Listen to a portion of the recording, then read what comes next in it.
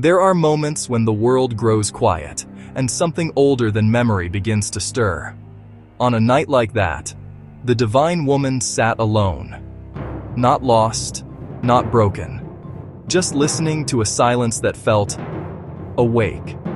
She could not have known what would come. How could anyone know the unknown? But heaven loves a soul that listens. And so, heaven drew near.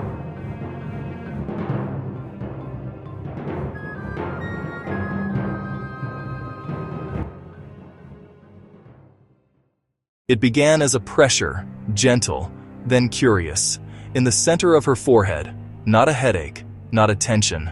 Something precise, like a finger of light pressing from the inside out. She placed a hand there, surprised by an ache that wasn't pain, a weight that wasn't heavy. As if a door were trying to remember it had always been a door, and for a moment she wondered, am I imagining this? But the sensation answered for itself, arriving in waves that pulsed with her breath, each wave a whisper, I am real, I am here.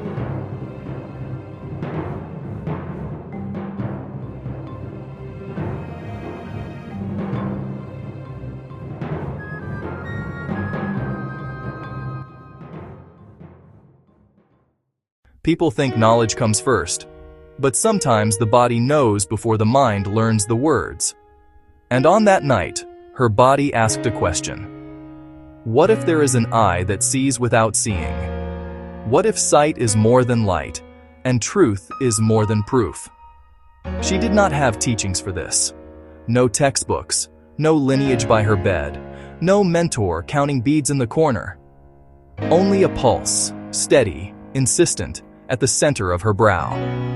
The unknown stood at the threshold, and the divine woman, who was braver than she felt, did not turn away.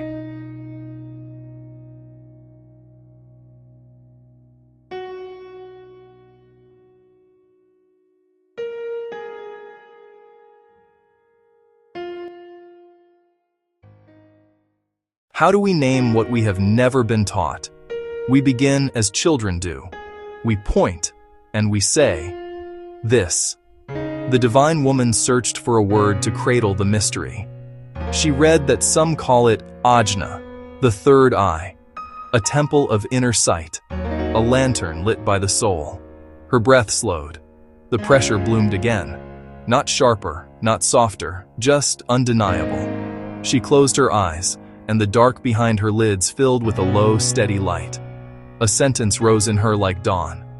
I am not broken. I am opening.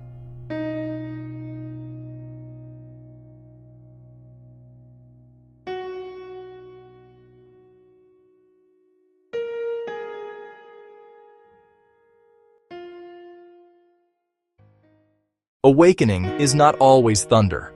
Often it is the courage to stay, with sensation, with wonder, with not knowing.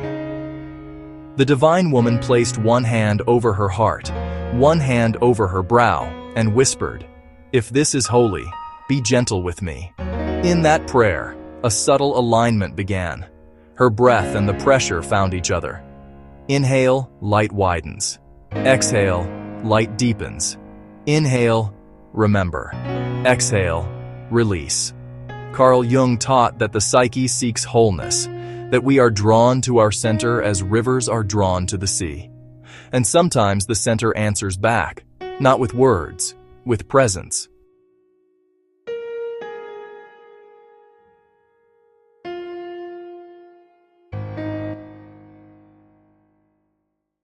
The sensations changed.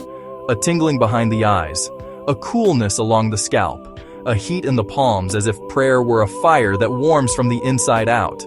There was fatigue too, not the weariness of depletion, but the softness that comes when a caterpillar stops eating and the cocoon begins its bright work. She smiled at the strangeness of it all, the way exhaustion and excitement could dance in the same breath, how a single spot on her brow could teach the whole body to listen.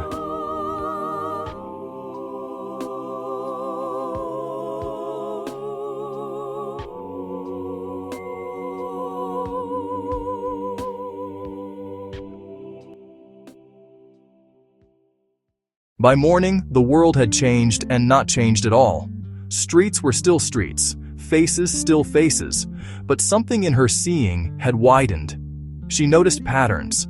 How a stranger's words hid a tremble of fear, how kindness left trails that lingered in the air, how the sky seemed to speak in a language of light she somehow understood. The third eye does not give new eyes to the head, it gives remembrance to the heart.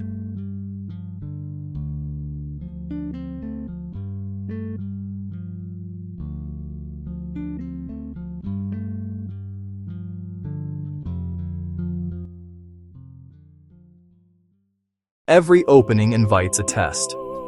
Not from an enemy, but from life itself. On that day, someone tried to talk her out of her knowing.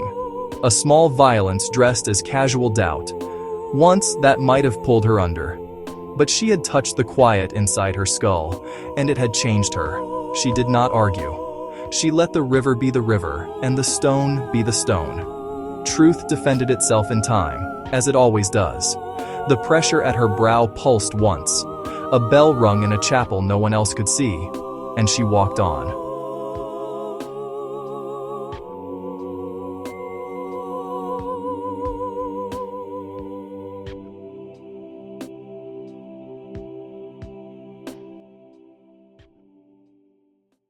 That night, dreams came, not as riddles, as invitations.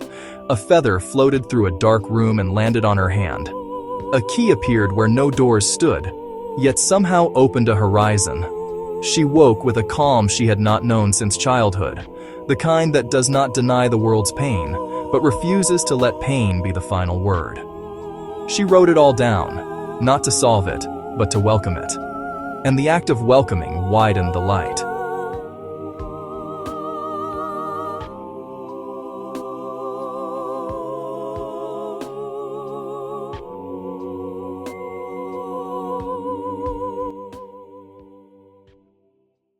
Her body adapted. The surges grew smoother, the tingles more musical. Fatigue still visited, but left with gratitude when she rested early, drank water as if each sip were a blessing, and stepped under the sun like a pilgrim returning to a familiar temple. She found a rhythm: 3 breaths before speaking, 5 breaths before deciding. A hand to the brow when confusion pressed its face against the glass. And often, she simply smiled, because remembering can be that simple. A smile is a prayer that forgot it was a prayer.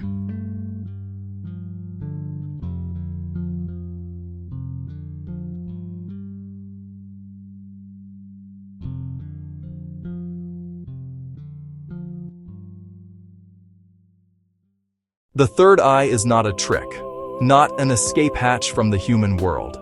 It does not make you special. It makes you sincere. You still wash dishes. You still run errands. But the water feels like water again, and errand time becomes soul time, because you are present enough to notice God hiding in the ordinary. The divine woman learned this quickly. To be awakened is not to float above life. It is to fall in love with it.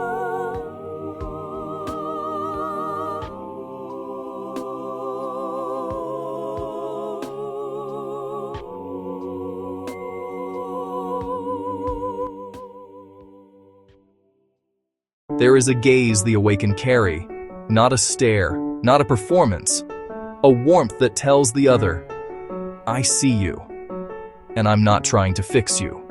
The divine woman found that people changed around this gaze, not because she told them how to be, but because her presence gave them permission to be who they were.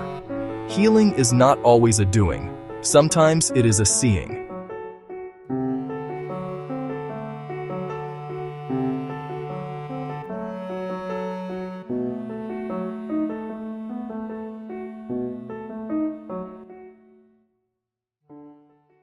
Some will ask for proof. Others will ask for poetry. The third eye offers both. The scientist inside you maps new pathways. The angel inside you sings old songs. And when they meet, wisdom feels like a hand on your forehead. Cool, kind, certain. And your life begins to move from that certainty. The name you give this union does not matter. The peace it produces does.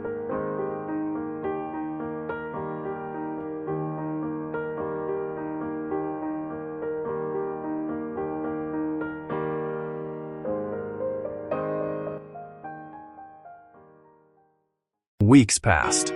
The pressure never left entirely. It softened into presence, like a friend who sits nearby saying nothing, yet you breathe easier because they are there. And then came a quiet command, not from outside, not from fear. Protect your peace. It did not mean hide. It meant honor the temple you have become. Boundaries grew kinder and stronger. Conversations turned honest or ended. The divine woman stopped chasing rooms that could not hold the size of her light.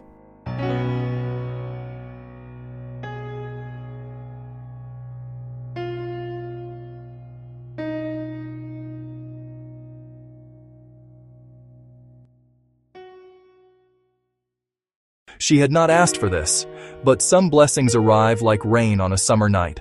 Uninvited, inevitable, exactly what the earth needed. Her life did not become perfect, it became aligned. She did not become invulnerable, she became rooted. And from those roots, a garden began to grow. The kind that feeds strangers without asking their names.